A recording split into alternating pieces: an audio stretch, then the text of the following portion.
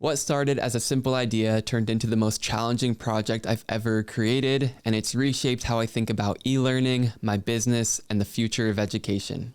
And now, after years, it is finally ready. So today, I'm going to take you behind the scenes and show you what I've been working on and share some of the lessons I've learned along the way.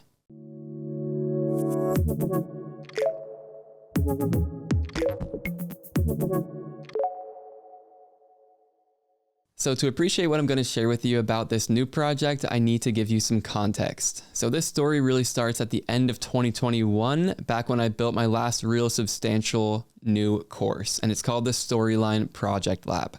So I wanted to create this course because I had some pretty advanced storyline skills, and Storyline 360, right? It's a very popular e-learning authoring tool in the industry. And back around 2020, 2021, even before that, I was working on dozens of client projects. I spent thousands of hours in the tool, teaching myself the tool, and then working on these client projects.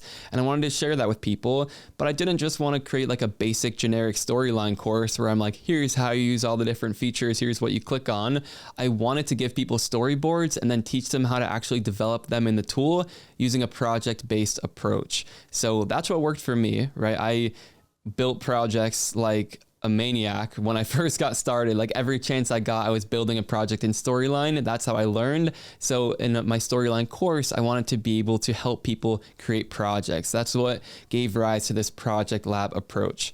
So I also wanted it to be self-paced, right? It wasn't a live class. So I used this challenge and reveal combo to guide people through creating 8 real projects from production storyboards. So if they went through this course, the idea was if they got hired as an e-learning developer on a job, they would know exactly what they're doing because they just created 8 real projects.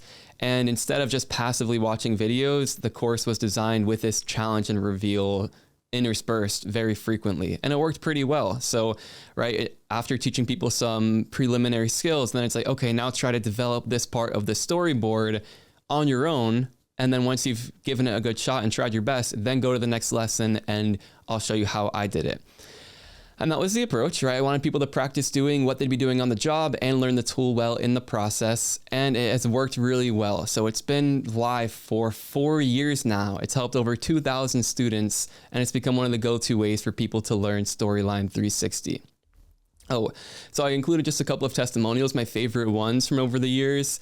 I liked Marie noticing just how different this course was, right? She tried to learn Storyline in the past with some of these like Hunt and Peck videos, and then the project-based approach really clicked for her. And that's exactly what I was hoping for when I was setting out with this approach.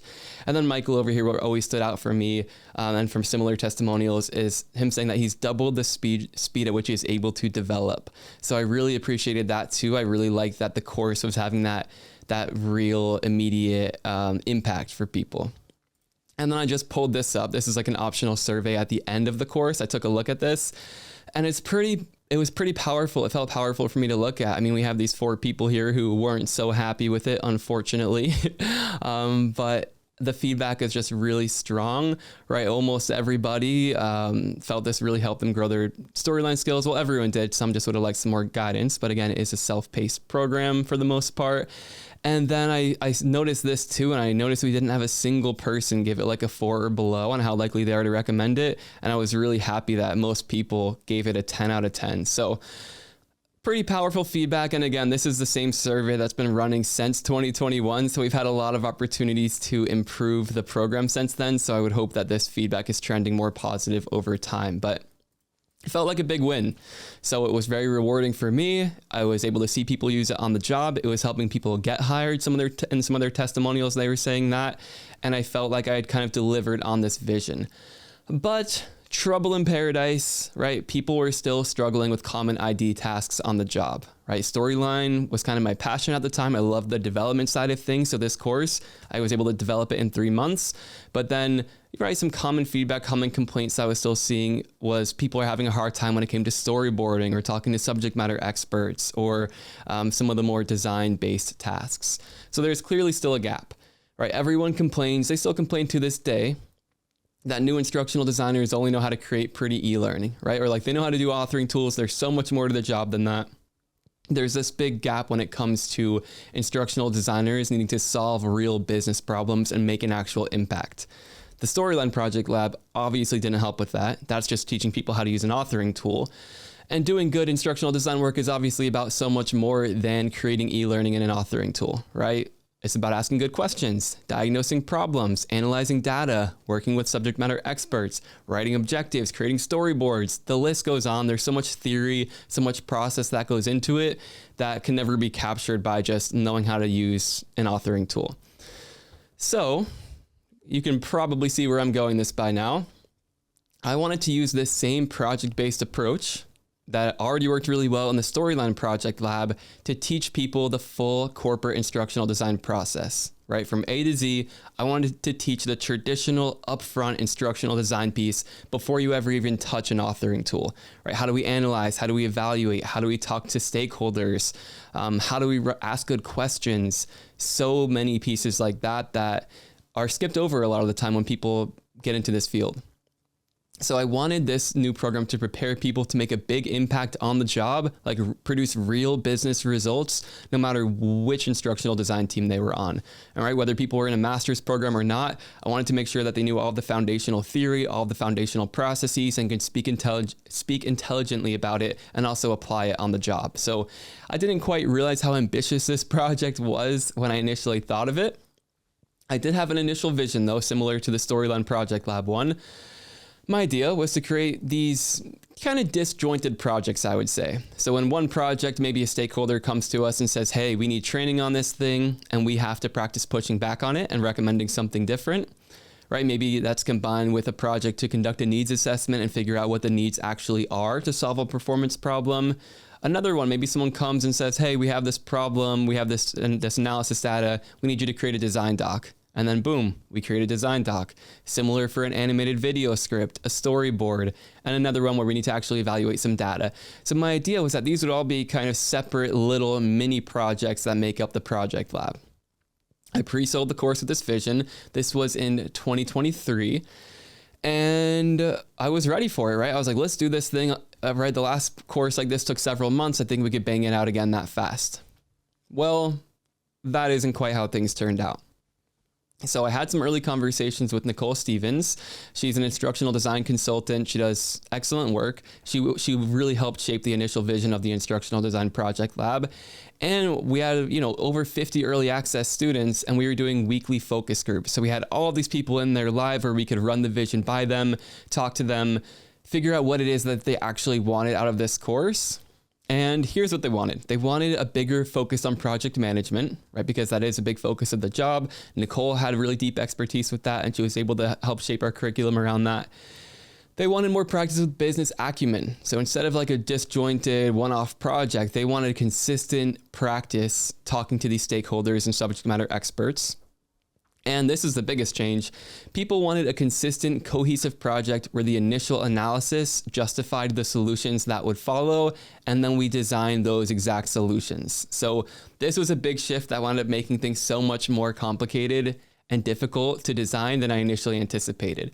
So now instead of just, let's analyze some data for this project and create a storyboard for this other project, now it's let's analyze some data, identify some solutions, and then in the next project, we actually start designing those different solutions that that data justifies. So it helps people see how things come together so much more clearly, but it's a lot more challenging to make all of the data match up, if that makes sense.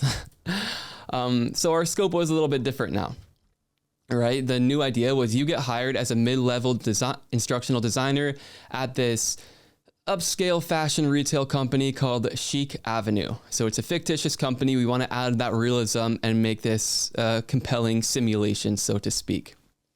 So once you get hired, you get a training request form plopped on your desk, and then you need to conduct a full analysis to identify what the actual performance problems are and which solutions will help solve it. So you do things like host a kickoff call, review the existing training that is rolling out to people, review the existing data, like, well, what's the customer service or customer feedback look like on this customer survey? We want to write a survey for agents, for the people that are actually doing this call center job, which is what it winds up being.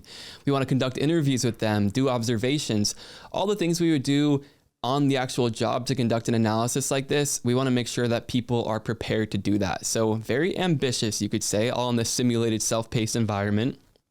And then after conducting that analysis and collecting all of that data, we want the learner to propose learning and non-learning solutions based on their analysis.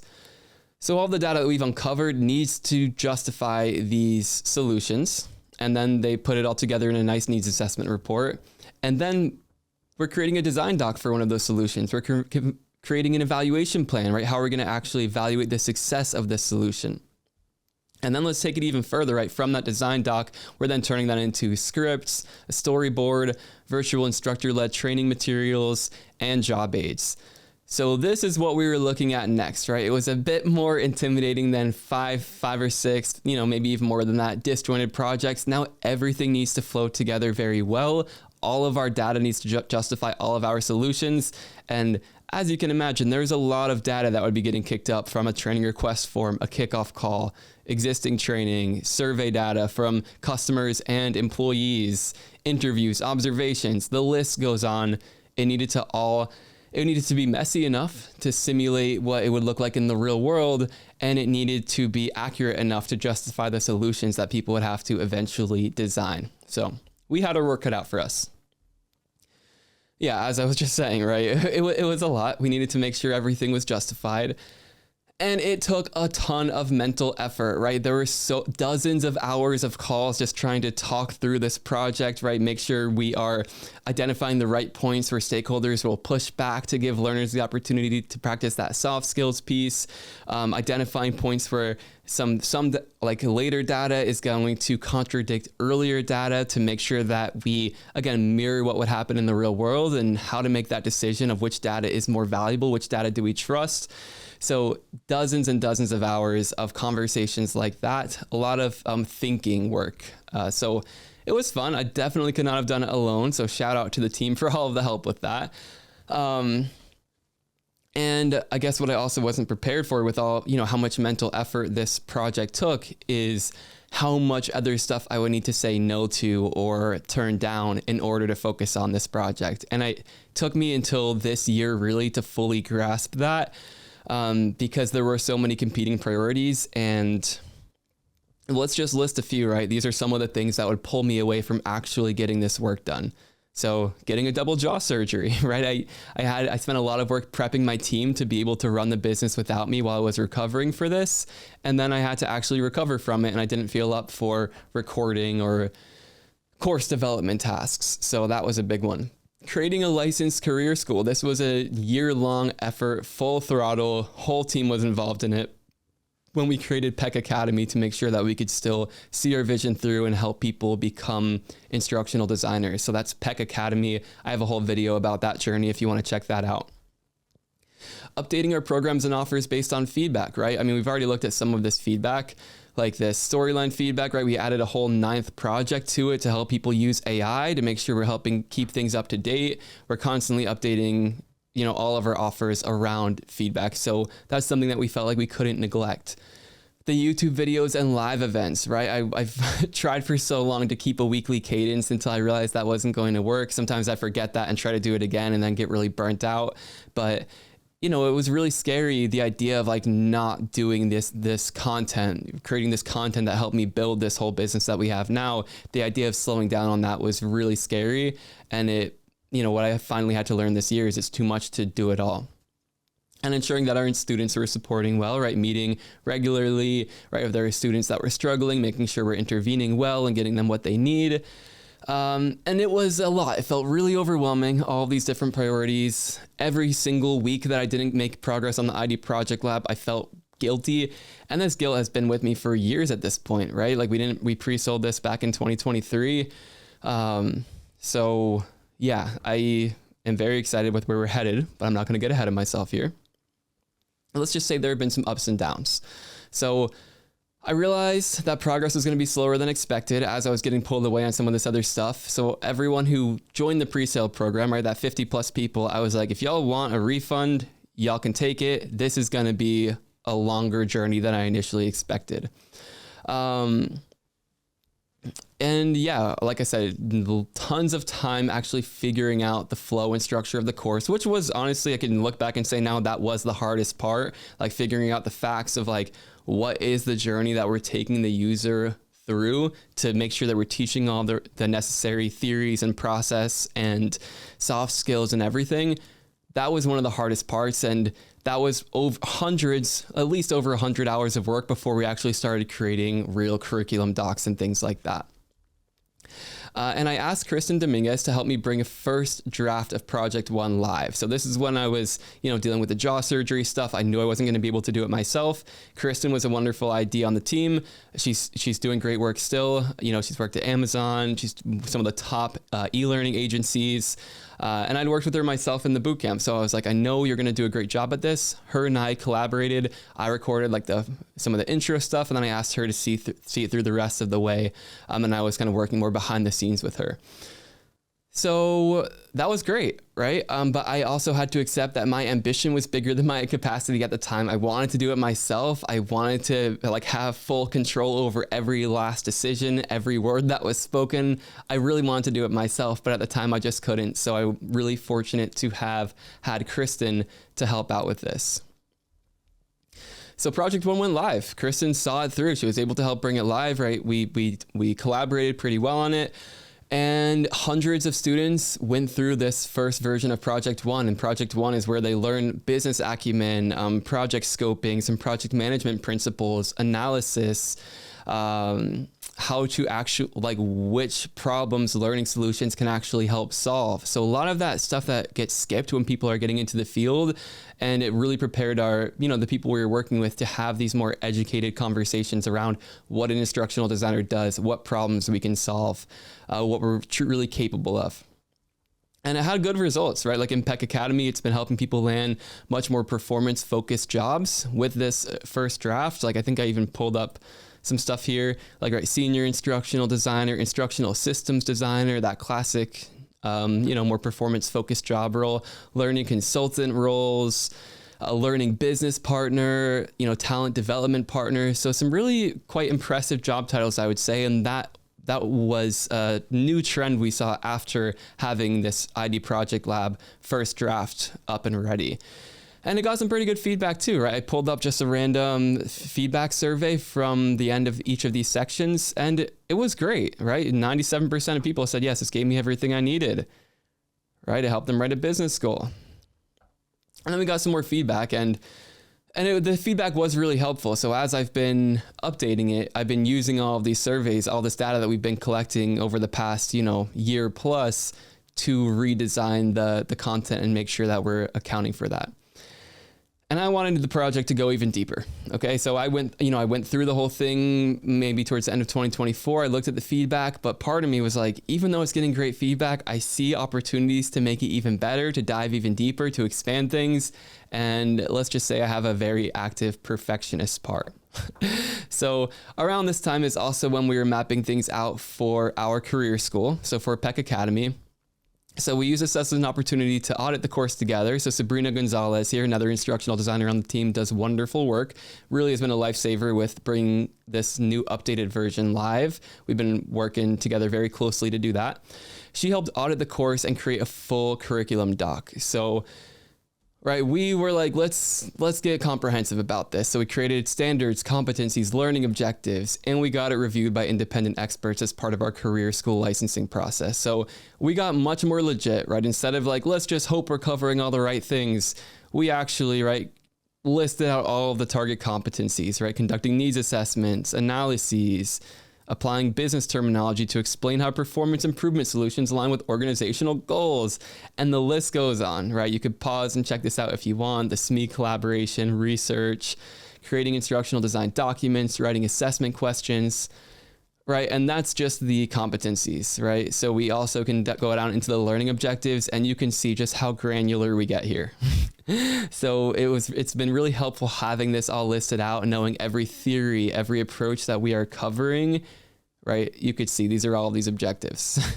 So pretty comprehensive. It's been very nice to map that to the different deliverables that we're working on, that we're having students work on, and make sure that everything gets covered.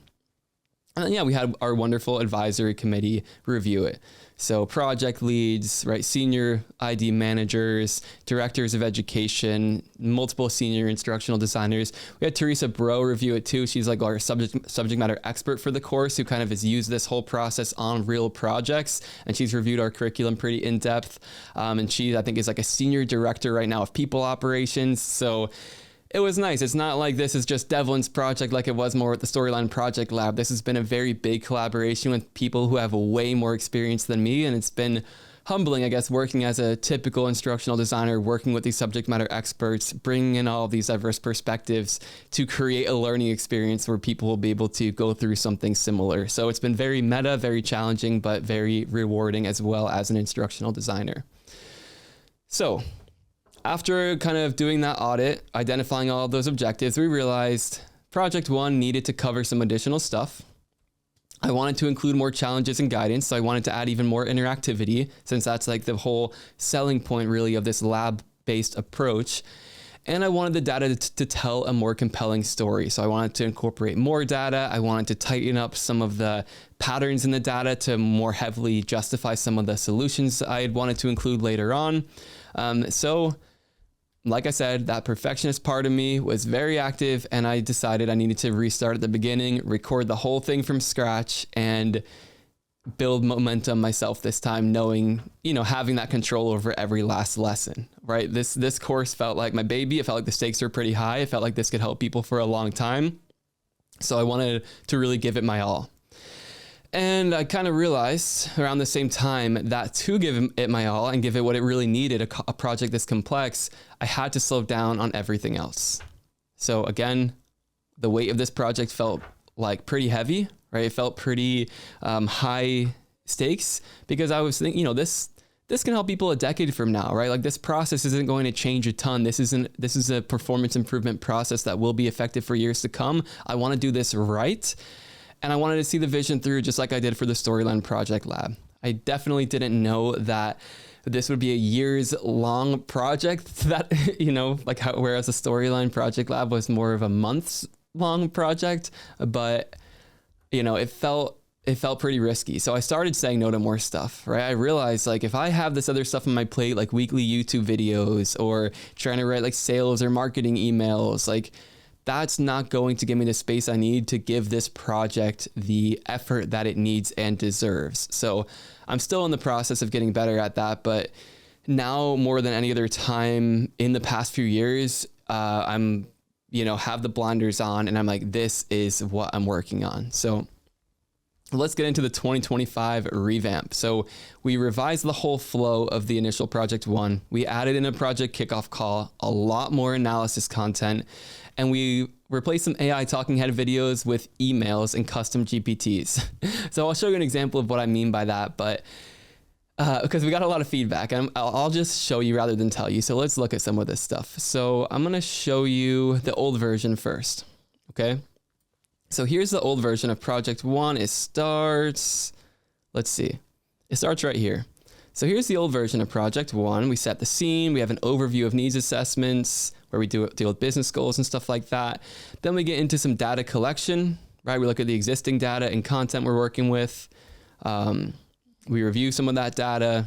I'm going to scroll a bit more, and then we do our analysis of that data, and then we recommend solutions. So this is the approach, and then we do some scoping too. This is the approach with the archived version of Project 1. I want to show you now the updated version of Project 1. Okay, it's a bit more substantial. So we have our overview where we get into specializations, right, models, right, just some core ID knowledge. Then we set the scene for the scenario. So now we get emails welcoming us aboard. Then we host a project kickoff call, and this is the biggest addition. So we get into business goal questions, the 5 different types of analysis. We prepare all of these questions, and then we have this AI-powered kickoff call where we actually ask these questions and collect all of the info we need. And I'm just going to scroll through this. Like, you can see this is the updated version of Project 1. It is significantly more substantial. I mean, there's dozens of challenges in here, so very interactive and hands-on. This is what we've revised it into. So I'm still scrolling. So that's just project 1. There's going to be 5 projects in this course. And let me show you this example too. This is what I meant by like the AI talking head videos that we were like so excited about. We made it look like a Zoom call. I'm going to play it for just a second here. I think that this project could make a huge impact on the business. So that's what we used to have. And now we've swapped out some of these stakeholder live interviews with emails, and then we have custom GPTs here. So you can see it's a simulation. We're on this kickoff call, and this is the project owner, this is a subject matter expert, and the project owner is saying, we need a course that teaches our call center agents these customer first values. And Emily's like, yeah, I totally agree. The agents don't get it. A course should clear things up. So our challenge in this simulation is to try to reframe the conversation around creating a solution, not necessarily just, agreeing to create a course, because that might not help solve the problem. So that's the new approach. And because we got a lot of conflicting feedback, but most of the feedback was saying, yeah, I can listen to these AI conversations, but I can't look at it. It gives me the creeps. It's too distracting. Some people were like, oh, it was so cool seeing the AI talking heads. I didn't even know AI could do that. But it definitely seemed like more of a distraction than like a value add. So it's interesting how we can, be quick to implement some of this new technology, but we have to actually listen to our audience to figure out whether or not it's actually helping them learn. So just a fun tidbit there. And then, like I mentioned, I was reviewing all of the different section feedback as we went to make sure we were ensuring that this new version was better than the last. And we updated all of our templates and created new ones. So I made the templates much more in depth. We have a whole new data workbook template now. It's like over 20 pages long to kind of collect a bunch of initial data for the project. I could talk about this for hours, but here was our process or approach for this. Our process first was clarifying the project flow, or the facts of the project. Like I mentioned earlier, we need to know what journey we're taking the learner on, where our stakeholder is going to push back. We made our best guess at what that flow would look like throughout the course of a project. Then we determined which learning objectives we're covering as we teach someone how to complete a specific deliverable. So for the needs assessment report, for example, we need to make sure we know how people are going to flow through that needs assessment. We need to make sure we know what learning objectives and competencies we're covering. And then we build a template for that deliverable. And sometimes we're kind of doing these 3 things in tandem. It has been a very iterative process, but then we would build, for example, the needs assessment report template, right? All of its sections, make sure we know all of the different data that will be included in this thing. And then from there, we would build our exemplar. So that's the filled out version with like basically our answer key. So you can see we have our executive summary, our key insights. So that's the answer key that we could use as we are going through and building out the challenges and reveals. We know what data needs to be uncovered. We know where we are guiding our learners towards. And then once we had that exemplar, we would outline the lessons and challenges needed to support people through building the deliverable themselves. So we say, okay, this is the final product.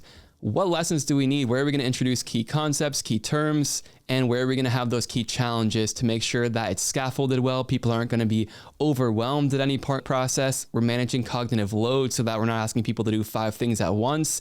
Those are all things that were really important to me.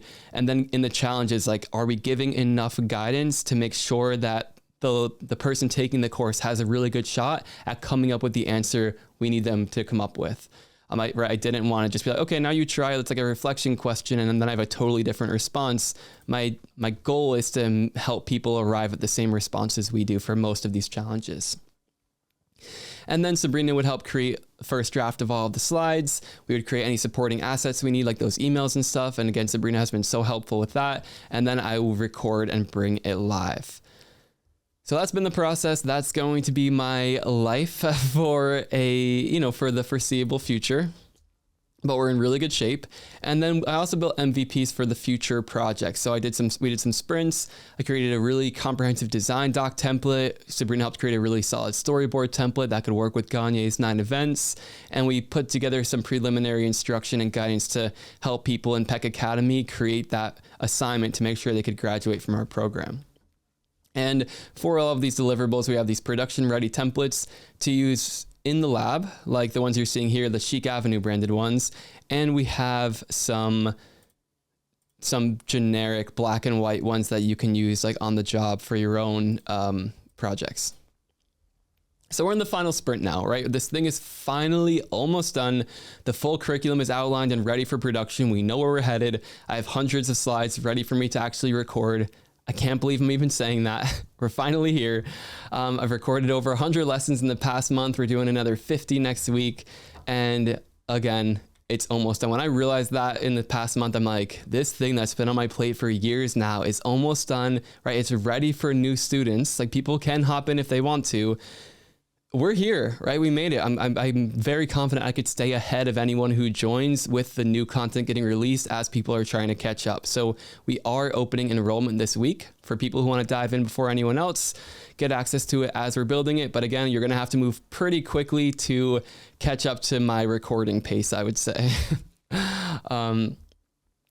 And yeah, I learned some lessons over the course of this project, right? I learned that I enter flow state much more easily with development tasks. The instructional design piece or the instructional design subject matter feels more difficult for me to work on. It's harder for me to stay focused on, so I need to create a lot more space. Whereas with development, I could develop until 2 a.m. and I'm still in the zone listening to some music. But with instructional design, it's harder for me to enter that flow state, I would say. And yeah, I learned I need to say no to a lot of the other work I have, right? With a course as demanding as this, I need to free up so much mental space that it felt really scary. It takes a lot of confidence, I would say. Like, in the past, it kind of felt like I put myself in a little box. I'm like, I have to have a YouTube video every week. I can't slack on this. And I had a part of me that was afraid, like, if I don't do this every week, the whole business is going to come crashing down. Fortunately, that hasn't happened. It's taken me a while to build up my confidence more around that and not lead with that fear-based mindset. And it's been really rewarding because it's given me the space to give the ID Project Lab what it needs. And then that grit piece, right? Like, it takes a lot of grit, which is a word that brings up a heavy association for me, which I'm going to get into soon. But yeah, like, passion for a project can ebb and flow. When I got started on this project, I was so passionate. I'm like, heck yeah, we're going to do this in a few months. And now it's literally years later when we're actually going to be finishing it up. So it's a lot. And I'm going to share a quick story with you about this grit piece that you might be interested in. So when I was in college, I did an undergrad thesis on Vanuatu literature. I was studying English Lit. I was considering grad school, getting an English PhD as like a potential path for my future. And I liked the research. So I went to Vanuatu. It's like a small island nation in the Pacific Ocean. I went there for a month, did some research, did some community work. I did archival research. I was really into this. I was obsessed with it. I was like thinking about getting a Fulbright to continue my research. But then when I found out about this wonderful field called instructional design and randomly landed that first instructional design job when I was in college, I wanted to drop everything, right? I did all this work, hundreds of hours of work, literal physical research and everything. And I literally dropped all my classes for the following semester because I had enough credits to graduate. And I enrolled in master's classes for the instructional design program at Florida State. So I was like, I'm ready for this. I just want to dive all in and give it 100%. I'm not as excited about my thesis anymore. I'm excited about the next thing. So I went into my thesis advisor's office to tell him about what I had done. And he was like, you're not doing that, right? He's like, drop those classes, sign back up for your thesis credits and your English classes and finish what you started. It might sound, like grueling now, but this is going to help you develop grit in the future. And I will say, if you ever want to check it out, that thesis is live, right? It's kind of random, but I was just reading through it a little bit and it was making me emotional just remembering doing this work. So you could just Google Devlin, Peck, FSU thesis, and it would probably come up. But yeah, I listened to him. I'm very grateful I listened to him. Again, I have this thing I can look back on for the rest of my life to embody all that hard work I did in undergrad. And this same grit is what's helping me see this Instructional Design Project Lab course through to completion. So I just feel grateful for that. And I think about it quite a lot when I'm working on a project that sometimes feels grueling, sometimes feels exciting, but I'm like, I have to just finish this before I can move on to these new things I'm excited about. I really feel grateful for that experience back in undergrad. And I'm glad I didn't just drop what I was doing and move on to the next one. So to wrap it all up, this has been the most challenging project of my entire career, and it is almost complete. I cannot even explain how excited I am for you to get in there and check it out. Like, I can't wait to share it with people. Again, it's been thousands of hours of effort, finally in a form now where it's ready for people to check it out. So very excited about that. I'm hoping too that it will have a pretty big impact on the industry. I hope it will help us make a greater business impact as a profession and secure our positions against AI. Right? We teach how to use AI for some tasks in this course, but I think if we're out here creating real business impact, it's going to be much harder to justify replacing us, right? And whereas if we were just creating pretty e-learning, that would be a much easier choice once AI can do that. So I'm hoping it will, help secure our position against the changing economy and market demands, I would say. And I will extend the invite. If you'd like to be one of the first people in there, the first people to get access to the program, there won't be a better time than this week. So thank you for making it to the end of this video, and I hope to see you in there.